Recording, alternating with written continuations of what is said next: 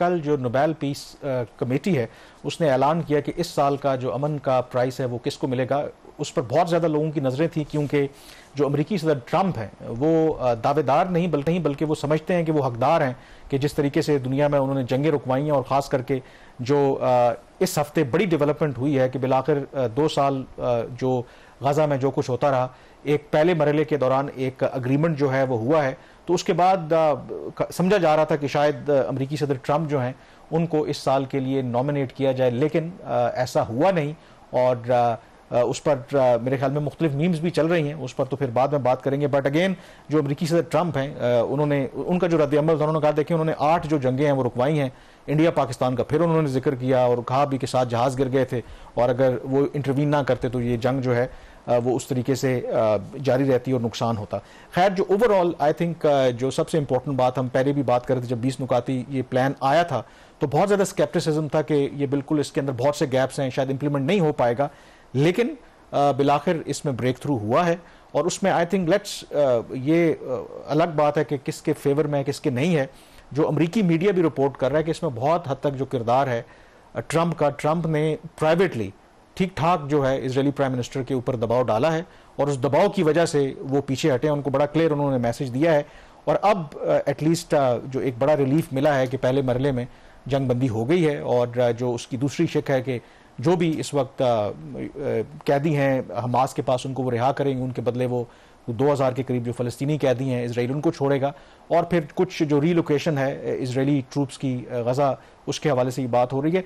तो it's a big breakthrough. बहुत सी चीज़ें अभी तय होना बाकी हैं, बट पीपल आर होपिंग कि ये लास्टिंग पीस की तरफ जाएगा। अल्लाह करे, क्योंकि कुछ चीज़ें अभी वक्ती तौर पर ये लग रही हैं कि उस तरीके से पैलेस्टीनियंस की फेवर में नहीं है, क्योंकि वो एक ख़ास हद तक पीछे जा रहे हैं। गजा की जो स्ट्रिप है उसको खाली नहीं इसराइली फोर्सेस कर रही।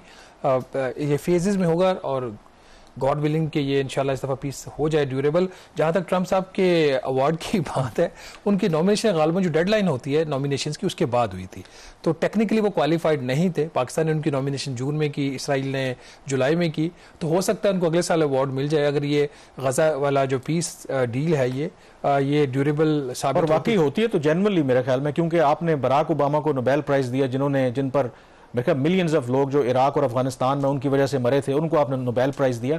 और ट्रंप इस वजह से वो ज़रूर कहते हैं कि वो शायद जो बराक ओबामा है ज़्यादा सोफिस्टिकेटेड थे, बड़े इंटेलेक्चुअली लेफ्ट की तरफ वो करते थे, लेकिन अगर पॉलिसीज़ उनकी देखें उनके दौर में सबसे ज़्यादा जो ऑक्यूपेशन भी हुई अमेरिका ने, जो लोग मरे भी, लेकिन क्योंकि उनका परसोना ऐसा था कि उनको नोबेल प्राइज़ दिया गया, तो ये भी उनका गिला है कि मैं तो एज अ पीस मेकर हूं, मुझे आप अवार्ड नहीं देते। व्हाइट हाउस के तर्जमान के इसके ऊपर कोई रिएक्शन भी है, उन्होंने कहा कि सियासत को फौकियत दी गई, ये नोबेल जो अमन कमेटी है। वैसे देते तो है सियासत को, हर जगह पे होता है, IMF में भी सियासत है, वर्ल्ड बैंक में भी सियासत है, अमेरिका खुद अपने जो उसके ऑब्जेक्टिव है फॉरेन पॉलिसी के थ्रू इंटरनेशनल फाइनेंशियल इंस्टीट्यूशन हासिल कर रहा होता है।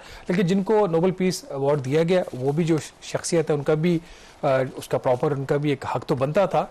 और जिसमें मेरे लिए एक मैसेज ये था कि जो रेजिस्टेंस होती है उसको कहीं ना कहीं और कभी ना कभी एक्नॉलेज कर लिया जाता है। अब उसके अंदर क्या पॉलिटिक्स है that I do not know, क्योंकि मैं इस चीज को मुझे इसके ऊपर स्टडी नहीं है। बहरहाल जो इम्पोर्टेंट प्रेसिडेंट ट्रंप की जो उम्मीदें हैं वो भी खत्म नहीं हुई। और सबसे इंपॉर्टेंट बात है कि फोकस अगर आप मिडिल ईस्ट की बात करें तो उसमें पाकिस्तान बड़ा एक किरदार रहा है। इनफैक्ट ये जो डील हुई है इसमें US, इजिप्ट, कतर और जो तुर्की हैं वो बराह रास्त ये ब्रोकर करवाई उन्होंने और गारंटर्स भी हैं। लेकिन पाकिस्तान की इसलिए आई थिंक पहले जो मुज़ाकरात उसमें शामिल रहा है और जो इंटरनेशनल स्टेबलाइजेशन फोर्स का तस्करा हो रहा है, मुमकिना तौर पर उसमें पाकिस्तान का रोल हो सकता है।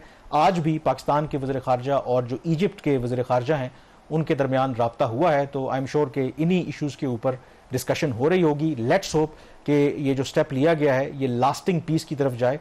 और अगर आप गजा के अवाम का रिएक्शन देखें, जितना उन्होंने दुख सहा है, जितना जुल्म उन पर हुआ है, तो उनके चेहरों पर एक रिलीफ है। और लेट्स होप कि ये जो रिलीफ है ये आर्जी ना हो बल्कि परमानेंट हो। प्रोग्राम द रिव्यू से इतना ही। कामरान यूसुफ और शहबाज राना को इजाजत दीजिए। अल्लाह हाफिज।